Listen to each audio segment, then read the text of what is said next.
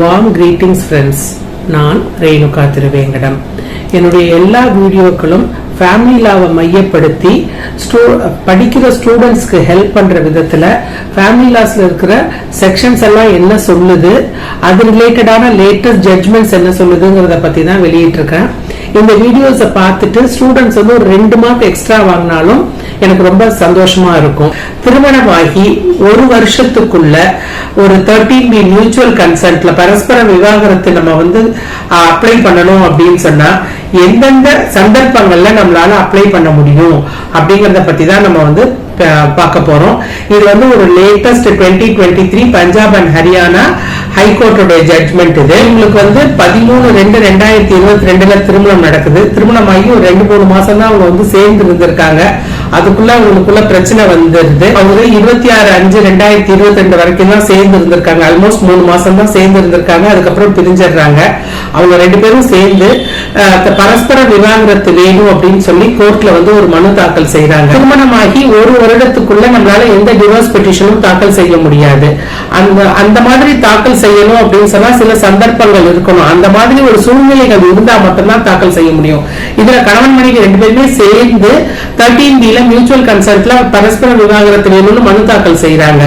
அந்த மாதிரி தாக்கல் செய்யும் பொழுது அவங்க இன்னொரு மனுவும் சேர்த்து தாக்கல் செய்யறாங்க. Section 14 of Hindu marriage act படி அந்த 13B வந்து விவாகரத்து பண்ணணும் அப்படின்னு சொன்னா அந்த 1 இயர் மேரேஜ் ஆகிருக்கணுங்கிற பீரியட் இருக்கு இல்லையா, அந்த பீரியட வெயிட் பண்ண சொல்லி தள்ளுபடி பண்ண சொல்லி அவங்க வந்து ஒரு மனு தாக்கல் செய்யறாங்க. செக்ஷன் 14 ஆஃப் இந்து திருமண சட்டம் என்ன சொல்லுதுன்னா, எந்த ஒரு பெட்டிஷனும் டிவோர்ஸ் கேட்டு ஒரு வருஷத்துக்குள்ள நம்மளால தாக்கல் செய்ய முடியாது.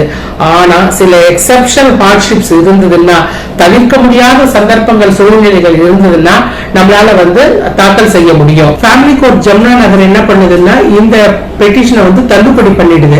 அதனால இதை எதிர்த்து மேல்முறையீட்டுக்கு வர்றாங்க. மேல்முறையீட்டுல வந்து வழக்கறிஞர் என்ன சொல்றாரு அப்படின்னு சொன்னா, சில தவிர்க்க முடியாத சந்தர்ப்பங்கள்ல எக்ஸப்ஷனல் ஹார்ட்ஷிப், அதாவது இதுக்கு மேல வந்து அவங்களால சேர்ந்து வாழவே முடியாது, சேர்ந்து வாழ்ந்தா யாரோட உயிருக்காவது ஆபத்து இல்ல ரொம்ப மோசமான பின்விளைவுகளை அவங்க சந்திக்க நேரிடும் அப்படிங்கிற ஒரு சிச்சுவேஷன் இருந்ததுன்னா, ரொம்ப கொடுமையை அனுபவிக்கிறாங்க கணவனோ மனைவியோ யாரோ ஒருத்தர் அப்படிங்கிற மாதிரி இருந்ததுன்னா தாராளமா இந்த 1 இயர் பீரியட வந்து வெயிட் பண்ணலாம் அப்படின்னு சொல்லி அவர் வாதாடுறாரு.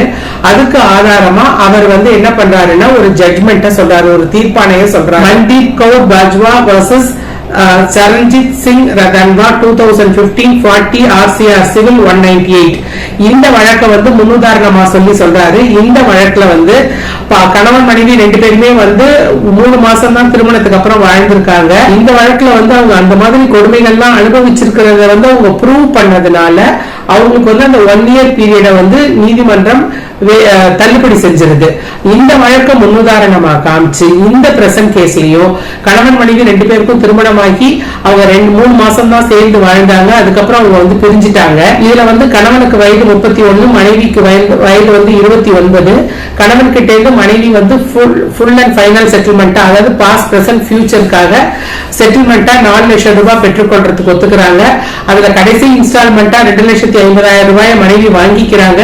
இதுக்கப்புறம் அவங்க வந்து எந்த ஒரு ஃபியூச்சர்ல வந்து பாஸ்ட் பிரசன்ட் ஃபியூச்சர்ல எந்த பேமெண்ட்டும் அவங்க வந்து கேட்க மாட்டேன் அப்படின்னு சொல்லி மனைவி சொல்லிடுறாங்க. அவங்க சொல்ற ஸ்டேட்மெண்ட்டை வந்து கோர்ட்டும் ரெக்கார்ட் பண்ணிக்குது. அதே மாதிரி அவங்க இந்த வழக்குல அவங்களால வாழவே முடியாத சூழ்நிலை இருக்குங்கிறதையும் ப்ரூவ் பண்ணி இருக்கிறாங்க.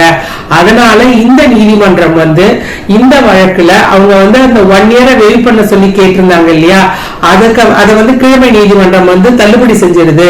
அது தள்ளுபடி செஞ்சது தவறு, அதை வந்து அலோவ் பண்ணணும்னு சொல்லி கீழமை நீதிமன்றத்திற்கு பஞ்சாப் அண்ட் ஹரியானா உயர் நீதிமன்றம் வந்து உத்தரவிட்டுட்டு பார்ட்டிஸ் 2 பேரும் செக்ஷன் 13B மியூச்சுவல் கன்சென்ட்ல விவாகரத்து பண்றதுக்கு நீதிமன்றம் அனுமதி அளிக்குது.